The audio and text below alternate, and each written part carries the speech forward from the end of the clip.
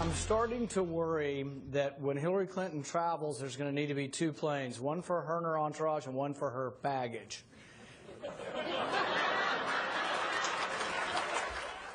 2016 hopeful Rand Paul taking on Hillary Clinton. That comment over the weekend in New Hampshire, and Kentucky Senator Rand Paul and others. They clearly have her in their crosshairs. Senator Paul, Republican presidential candidate, is with me now. How are you, Senator? Good morning. Very good. Thanks for having me. What do you mean baggage? How would you define that in 18 seconds or less? Well, baggage is something that's harmful to you that has to do with your history, basically. And I think her lack of defense over Benghazi is baggage. I think her email server that was not a government server is baggage. And I also think these contributions to the Clinton Foundation are baggage. So, yeah, I think she'll need a whole plane for it. On that Clinton Foundation, you were quoted, I believe it was in the New York Times, right, 2 days ago, as saying that the revelations in the book will, quote, shock people. How so?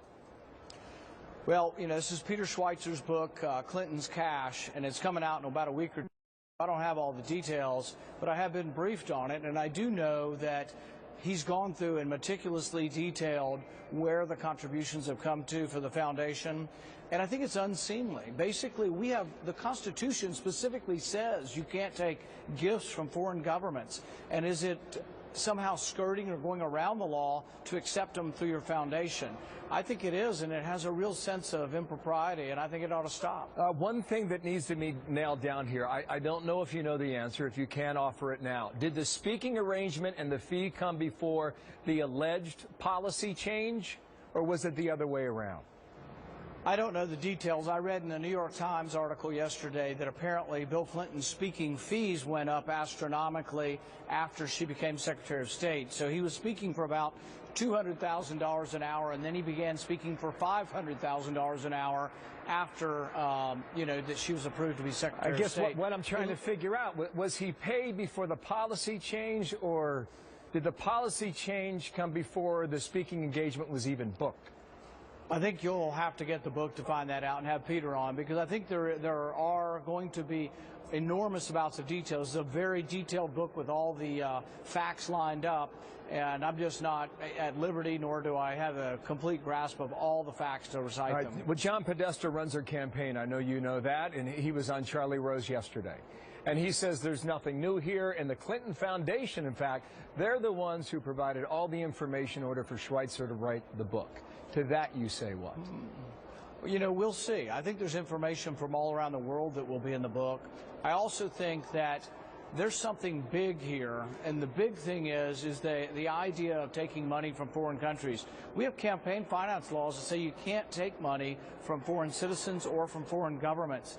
She's taking money from countries that abuse the rights of women. You're going to have to explain how that's consistent with supposedly being a proponent of women's rights when she's taking money from countries that publicly whip women who have been raped. So something's not right here, and I think people are going to ask a lot of questions. The book is out on May 5th. Let's talk about your campaign, because people want to know if you get the nomination, how you would govern. Lindsey Graham said this about your worldview. Generally speaking, you have done more wrong than right. John McCain says you don't understand. You display this kind of naivete since you came to the Senate. What's going on there? This comes from a group of people who've been wrong about every foreign policy issue over the last 2 decades. I'll give you a couple of examples where they support the president's foreign policy and I don't. They supported Hillary Clinton's war in Libya. They supported President Obama's bombing of Assad. They also support President Obama's foreign aid to countries that hate us. So if there's anyone who is the most opposed to President Obama's foreign policy, it's me. And these people who call loudest to criticize me are great proponents of President Obama's foreign policy. They just want to do it 10 times over. But I'm the only one actually standing up and saying the war in Libya was a mistake. The bombing of Assad would make ISIS stronger. The arms to the Islamic rebels would make ISIS stronger. So I'm really the one standing up to President Obama, and these people are essentially the lapdogs for President Obama, and I think they're sensitive about that. Well, how will you define yourself? I mean, you're an interventionist or an isolationist? You will be asked that question repeatedly, and you will say what? I'm a Reagan Republican. I believe in a strong national defense. I believe in peace through strength. I think that intervention's not always the answer, and that some interventions lead to unintended consequences. So, for example, Hillary's war in Libya has made Libya less stable, more chaotic, and has allowed the rise of radical Islam. So we are more at risk after that war. It was a mistake for that war to and for the U.S. to be involved with toppling Gaddafi.